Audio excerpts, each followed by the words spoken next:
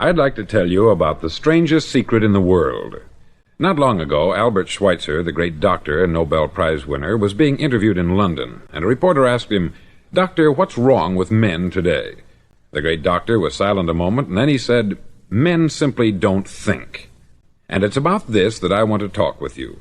We live today in a golden age. This is an era that man has looked forward, dreamed of, and worked toward for thousands of years. But since it's here, we pretty well take it for granted. We in America are particularly fortunate to live in the richest land that ever existed on the face of the earth, a land of abundant opportunity for everyone. But do you know what happens? Let's take 100 men who start even at the age of 25. Do you have any idea what will happen to those men by the time they're 65? These 100 men who all start even at the age of 25 believe they're going to be successful. If you asked any one of these men if he wanted to be a success, he'd tell you that he did. And you'd notice that he was eager toward life, that there was a certain sparkle to his eye, an erectness to his carriage, and life seemed like a pretty interesting adventure to him. But by the time they're 65, 1 will be rich, 4 will be financially independent, 5 will still be working, 54 will be broke. Now think a moment. Out of the 100, only 5 make the grade. Why do so many fail? What has happened to the sparkle that was there when they were 25? What's become of the dreams, the hopes, the plans? And why is there such a large disparity between what these men intended to do and what they actually accomplished? When we say about 5% achieve success, we have to define success. And here's the definition. Success is the progressive realization of a worthy ideal. If a man is working toward a predetermined goal and knows where he's going, that man is a success. If he's not doing that, he's a failure. Success is the progressive realization of a worthy ideal. Rollo May, the distinguished psychiatrist, wrote a wonderful book called Man's Search for Himself. And in this book he says, the opposite of courage in our society is not cowardice, it is conformity. And there you have the trouble today. It's conformity. People acting like everyone else, without knowing why, without knowing where they're going. Now think of it. In America right now, there are over 14 million people 65 years of age and over, and about 13 million of these 14 million are broke. They're dependent on someone else for life's necessities. Now we learn to read by the time we're 7. We learn to make a living by the time we're 25. Usually by that time we're not only making a living, we're supporting a family. And yet by the time we're 65, we haven't learned how to become financially independent in the richest land that has ever been known. Why? We conform. And the trouble is that we're acting like the wrong percentage group, the 95% who don't succeed. Now why do these people conform? Well, they don't know, really. These people believe that their lives are shaped by circumstances, by things that happen to them, by exterior forces. They're outer-directed people. A survey was made one time that covered a lot of men, working men, and these men were asked this question. Why do you work? Why do you get up in the morning? 19 out of 20 had no idea. If you ask them, they'll say, everyone goes to work in the morning. And that's the reason they do it, because everyone else is doing it. Now let's get back to our definition of success. Who succeeds? The only man who succeeds is the man who is progressively realizing a worthy ideal. He's the man who says, I'm going to become this, and then begins to work toward that goal. I'll tell you who the successful people are. A success is the school teacher who's teaching school because that's what she wanted to do. The success is the woman who's a wife and mother because she wanted to become a wife and mother and is doing a good job of it. The success is the man who runs the corner gas station because that's what he wanted to do. The success is the successful salesman who wants to become a top-notch salesman and grow and build with his organization. A success is anyone who is doing deliberately a predetermined job because that's what he decided to do deliberately. But only 1 out of 20 does that. That's why today there isn't really any competition, unless we make it for ourselves. Instead of competing, all we have to do is create. Now, for 20 years, I looked for the key which would determine what would happen to a human being. Was there a key I wanted to know which would make the future a promise that we could foretell to a large extent? Was there a key that would guarantee a person's becoming successful if he only knew about it and knew how to use it? Well, there is such a key, and I've found it. Have you ever wondered why so many men work so hard and honestly without ever achieving anything in particular, and others don't seem to work hard and yet seem to get everything? They have the magic touch. You've heard them say that about someone. Everything he touches turns to gold. And have you ever noticed that a man who becomes successful tends to continue to become successful, and on the other hand, have you noticed how a man who is a failure tends to continue to fail? It's because of goals. Some of us have them, some don't. People with goals succeed because they know where they're going. Now think of a ship leaving a harbor, and think of it with the complete voyage mapped out and planned. The captain and crew know exactly where it's going and how long it will take. It has a definite goal. 9,999 times out of 10,000 it will get to where it started out to get. Now let's take another ship, just like the first, only let's not put a crew on it, or a captain at the helm. Let's give it no aiming point, no goal, no destination. We just start the engines and let it go. I think you'll agree with me that if it gets out of the harbor at all, it will either sink or wind up on some deserted beach a derelict. It can't go any place because it has no destination and no guidance. It's the same with a human being. Take the salesman, for example. There is no other person in the world today with the future of a good salesman. Selling is the world's highest paid profession, if we're good at it and if we know where we're going. Every company needs top-notch salesmen, and they reward those men. The sky is the limit for them. But how many can you find? Someone once said, "The human race is fixed, not to prevent the strong from winning, but to prevent the weak from losing." The American economy today can be likened to a convoy in time of war. The entire economy is slowed down to protect its weakest link, just as the convoy had to go at the speed that would permit its slowest vessel to remain in formation. That's why it's so easy to make a living today. It takes no particular brains or talent to make a living and support a family today. So we have a plateau of so-called security, if that's what a person's looking for. But we do have to decide how high above this plateau we want to aim for. Now let's get back to the strangest secret in the world, the story that I wanted to tell you today. Why do men with goals succeed in life, and men without them fail? Well, let me tell you something which, if you really understand it, will alter your life immediately.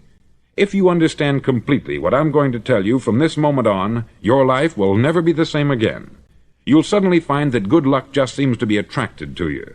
The things you want just seem to fall in line. And from now on, you won't have the problems, the worries, the gnawing lump of anxiety that perhaps you've experienced before. Doubt, fear, well, they'll be things of the past.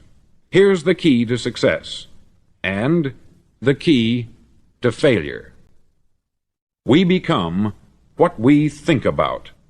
Now let me say that again. We become what we think about.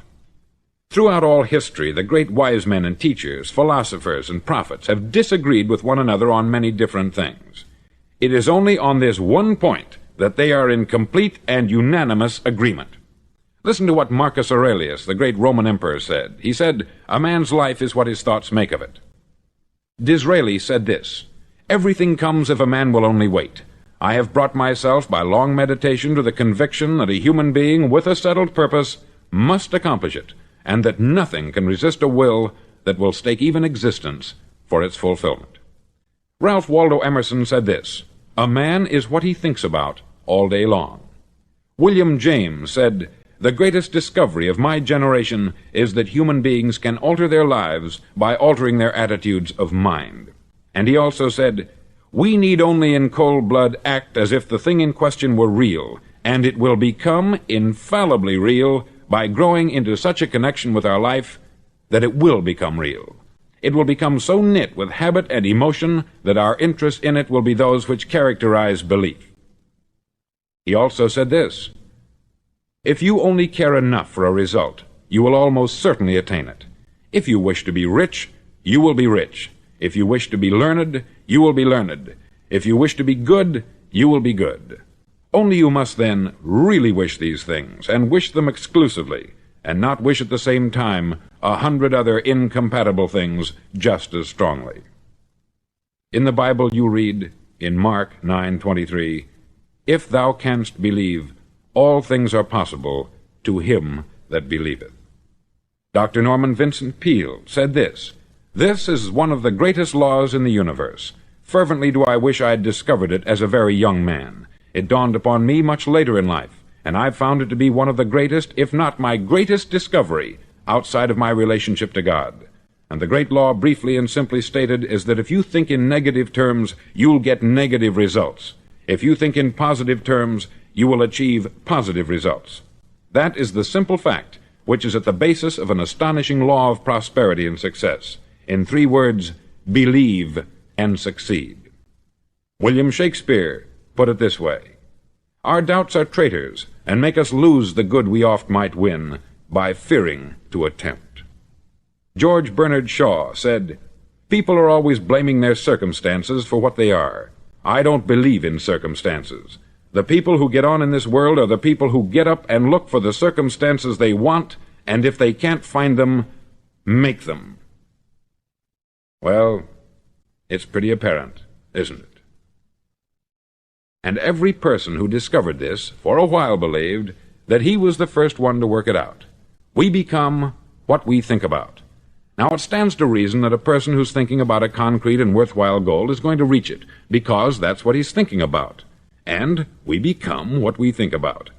Conversely, the man who has no goal, who doesn't know where he's going, and whose thoughts must therefore be thoughts of confusion and anxiety and fear and worry, becomes what he thinks about. His life becomes one of frustration, fear, anxiety, and worry. And if he thinks about nothing, he becomes nothing. Now, how does it work? Why do we become what we think about? Well, I'll tell you how it works as far as we know. Now, to do this, I want to tell you about a situation that parallels the human mind. Suppose a farmer has some land, and it's good, fertile land. Now, the land gives the farmer a choice. He may plant in that land whatever he chooses. The land doesn't care. It's up to the farmer to make the decision. Now, remember, we're comparing the human mind with the land, because the mind, like the land, doesn't care what you plant in it. It will return what you plant, but it doesn't care what you plant. Now, let's say that the farmer has 2 seeds in his hand. One is a seed of corn, the other is nightshade, a deadly poison. He digs 2 little holes in the earth, and he plants both seeds, one corn, the other nightshade. He covers up the holes, waters, and takes care of the land, and what will happen? Invariably, the land will return what is planted. As it's written in the Bible, "As ye sow, so shall ye reap." Remember, the land doesn't care. It will return poison in just as wonderful abundance as it will corn. So up come the 2 plants, one corn, one poison.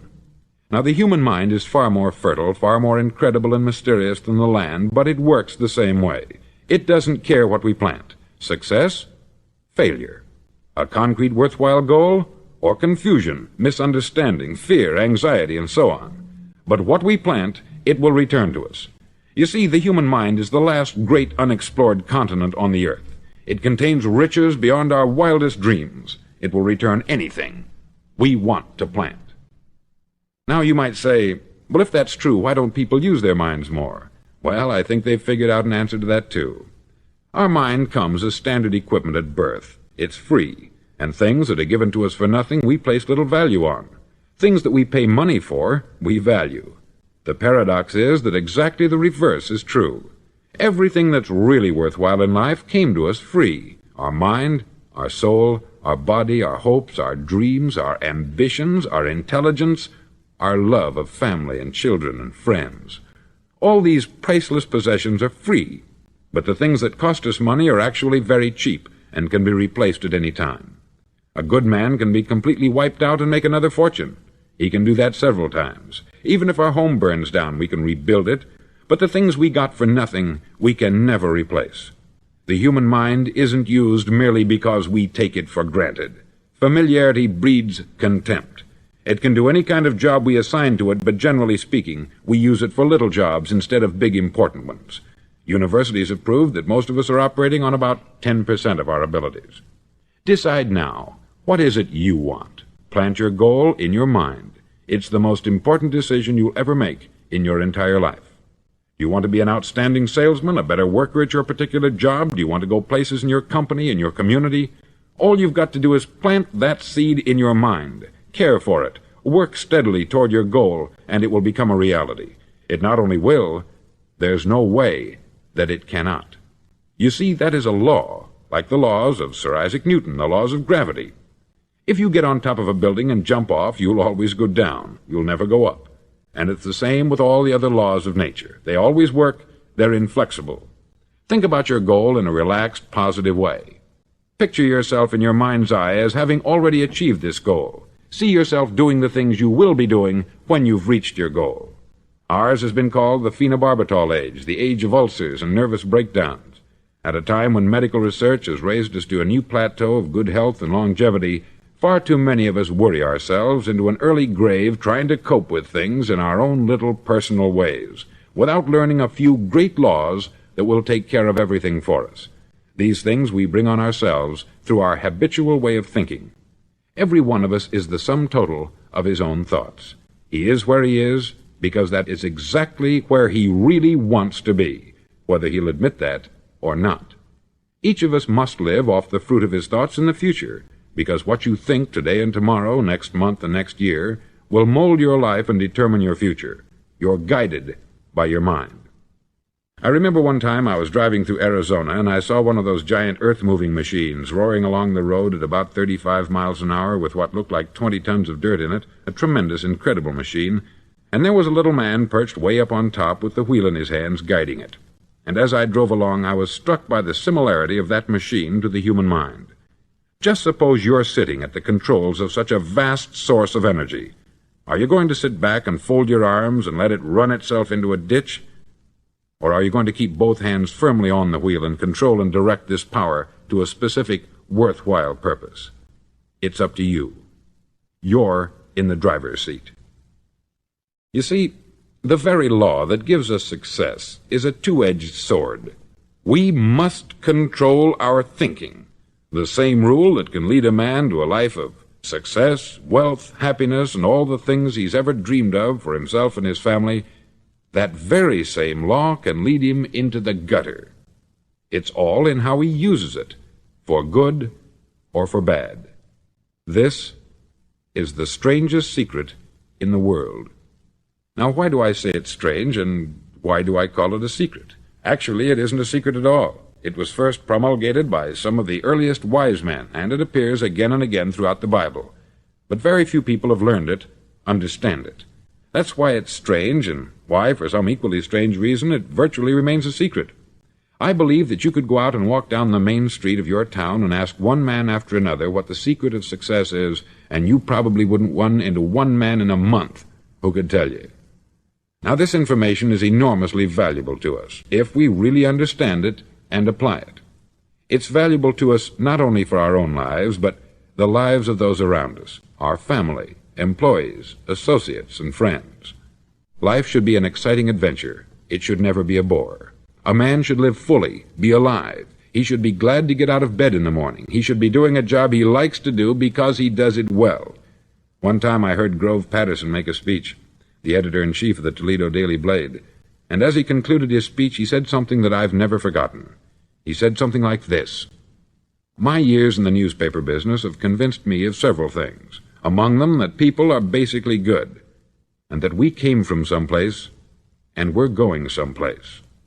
So we should make our time here an exciting adventure. The architect of the universe didn't build a stairway leading nowhere." And the greatest teacher of all, the carpenter from the plains of Galilee, gave us the secret time and time again. "As ye believe, so shall it be done unto you." I've explained the strangest secret in the world and how it works.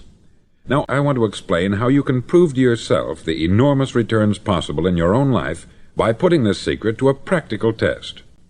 I want you to make a test that will last 30 days. Now, it isn't going to be easy. If you'll give it a good try, it will completely change your life for the better. Back in the 17th century, Sir Isaac Newton, the English mathematician and natural philosopher, gave us some natural laws of physics which apply as much to human beings as they do to the movement of bodies in the universe. Now, one of these laws is that for every action, there is an equal and opposite reaction. Simply stated, as it applies to you and me, it means we can achieve nothing without paying the price. The results of your 30-day experiment will be in direct proportion to the effort you put forth. To be a doctor, you must pay the price of long years of difficult study. To be successful in selling, and remember that each of us succeeds to the extent of his ability to sell, selling our families on our ideas, selling education in schools, selling our children on the advantages of living the good and honest life, selling our associates and employees on the importance of being exceptional people, to, of course, the profession of selling itself. But to be successful in selling our way to the good life, we must be willing to pay the price. Now, what is that price? Well, it's many things. First, it's understanding emotionally, as well as intellectually, that we literally become what we think about, that we must control our thoughts if we're to control our lives. It's understanding fully that, as ye sow, so shall ye reap. Secondly, it's cutting away all the fetters from the mind and permitting it to soar as it was divinely designed to do. It's the realization that your limitations are self-imposed, and that the opportunities for you today are enormous beyond belief.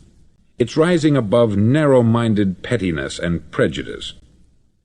Thirdly, to use all your courage to force yourself to think positively on your own problem, to set a definite and clearly defined goal for yourself, to let your marvelous mind think about your goal from all possible angles, to let your imagination speculate freely upon many different possible solutions, to refuse to believe there are any circumstances sufficiently strong to defeat you in the accomplishment of your purpose, to act promptly and decisively when your course is clear, and to keep constantly aware of the fact that you are, at this moment, standing in the middle of your own acre of diamonds, as Russell Conwell used to point out. Fourth, save at least 10% of what you earn. It's also remembering that no matter what your present job, it has enormous possibilities if you're willing to pay the price. Now let's just go over the important points in the price each of us must pay to achieve the wonderful life that can be ours. It is, of course, worth any price. 1. You will become what you think about. 2. Remember the word imagination. Let your mind soar. 3. Courage. Concentrate on your goal every day. 4. Save 10% of what you earn. And action. Ideas are worthless unless we act on them. Now I'll try to outline the 30-day test I want you to make. Now keep in mind that you have nothing to lose by making this test, and everything you could possibly want to gain. There are two things that may be said of everyone. Each of us wants something, and each of us is afraid of something. I want you to write on a card what it is you want more than anything else. It may be more money. Perhaps you'd like to double your income or make a specific amount of money. It may be a beautiful home. It may be success at your job. It may be a particular position in life. It could be a more harmonious family. Each of us wants something. Write down on your card specifically what it is that you want. Make sure it's a single goal and clearly defined.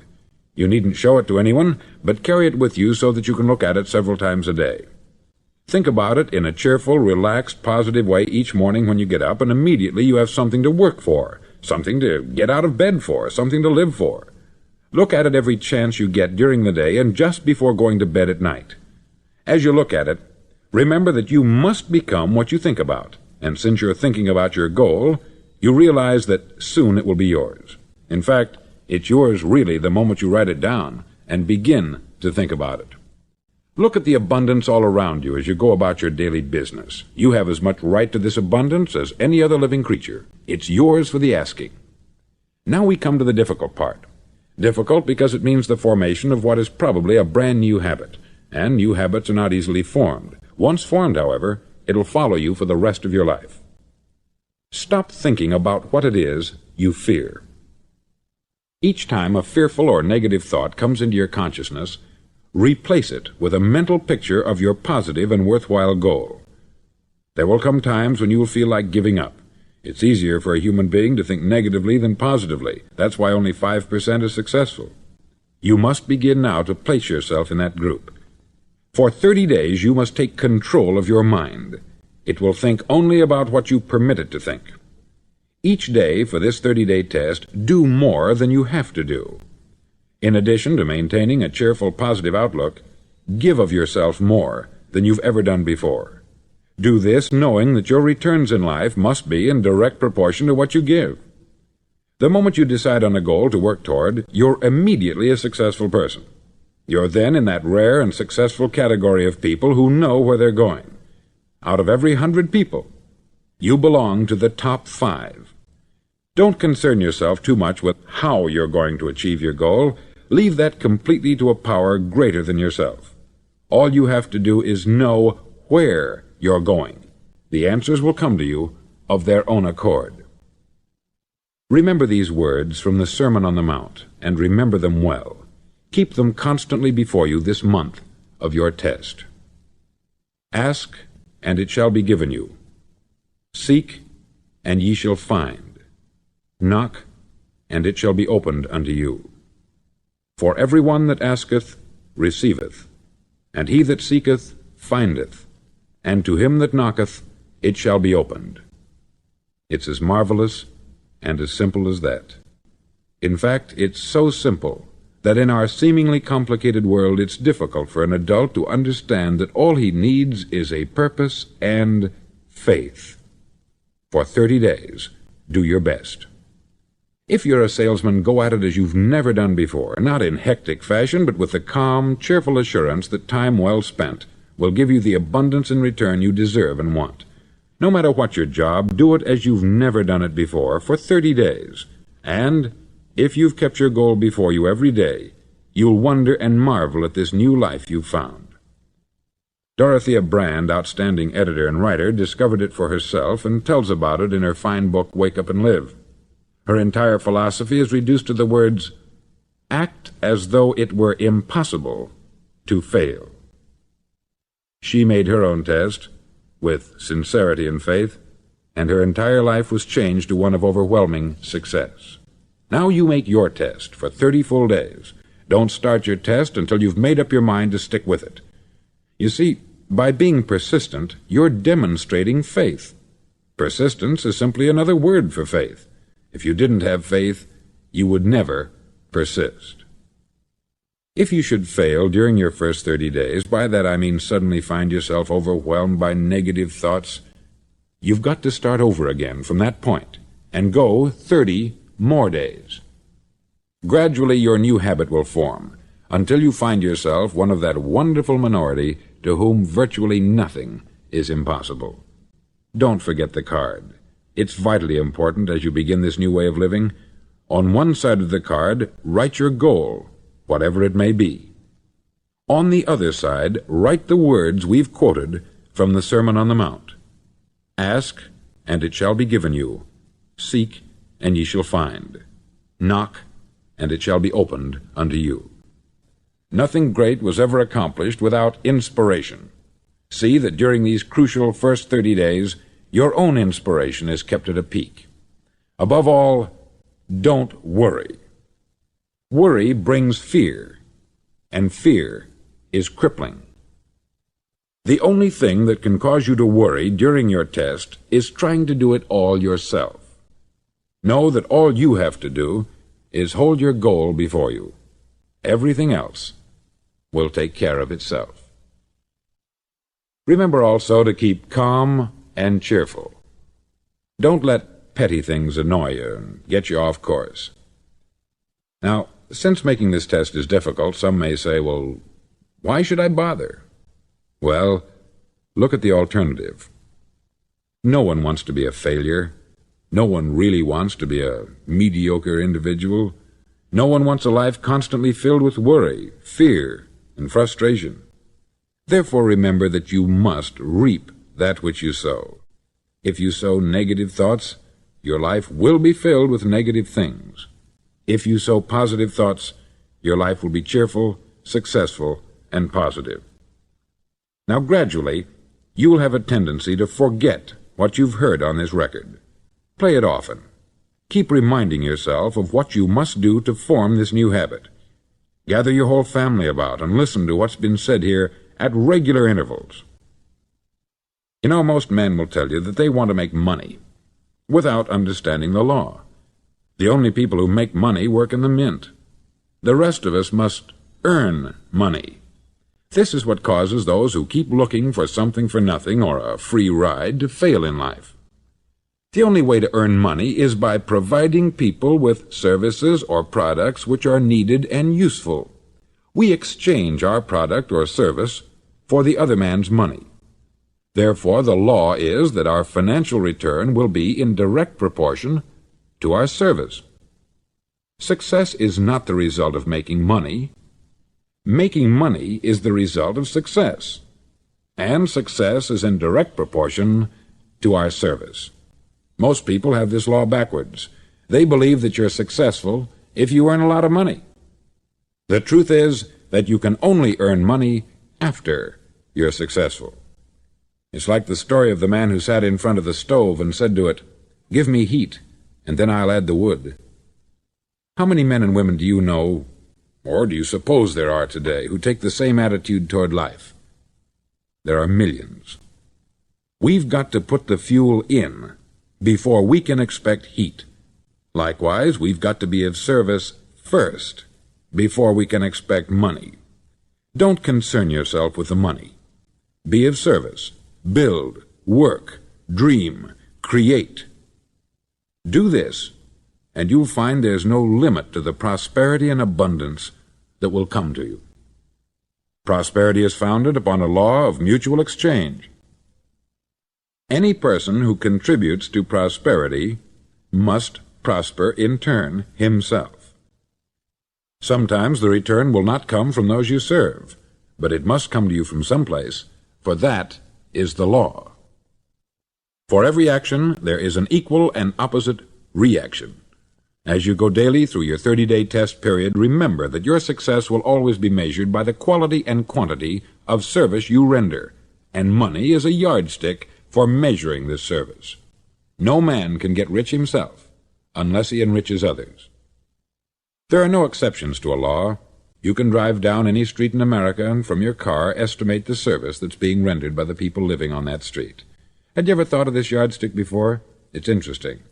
Some, like ministers and priests and other devoted people, measure their returns in the realm of the spiritual, but again, their returns are equal to their service. Once this law is fully understood, any thinking person can tell his own fortune. If he wants more, he must be of more service to those from whom he receives his return. If he wants less, he has only to reduce this service. This is the price you must pay for what you want. If you believe you can enrich yourself by deluding others, you can only end by deluding yourself. It may take some time, but just as surely as you breathe, you'll get back what you put out. Don't ever make the mistake of thinking you can avert this. It's impossible. The prisons and the streets where the lonely walk are filled with people who tried to make new laws just for themselves. We may avoid the laws of man, but there are greater laws that cannot be broken. An outstanding medical doctor recently pointed out 6 steps that will help you realize success. 1. Set yourself a definite goal. 2. Quit running yourself down. 3. Stop thinking of all the reasons why you cannot be successful, and instead think of all the reasons why you can. 4. Trace your attitudes back through your childhood and try to discover where you first got the idea you couldn't be a success, if that's the way you've been thinking. 5. Change the image you have of yourself by writing out a description of the person you would like to be. And 6. Act the part of the successful person you have decided to become. The doctor who wrote those words is a noted West Coast psychiatrist, David Harold Fink, M.D. Do what all experts since the dawn of recorded history have told you you must do. Pay the price by becoming the person you want to become. It's not nearly as difficult as living unsuccessfully. Make your 30-day test. Then repeat it. Then repeat it again. Each time it will become more a part of you until you'll wonder how you could ever have lived any other way. Live this new way, and the floodgates of abundance will open and pour over you more riches than you may have dreamed existed. Money? Yes, lots of it. But what's more important, you'll have peace. You'll be in that wonderful minority who lead calm, cheerful, successful lives. Start today. You have nothing to lose, but you have a life to win.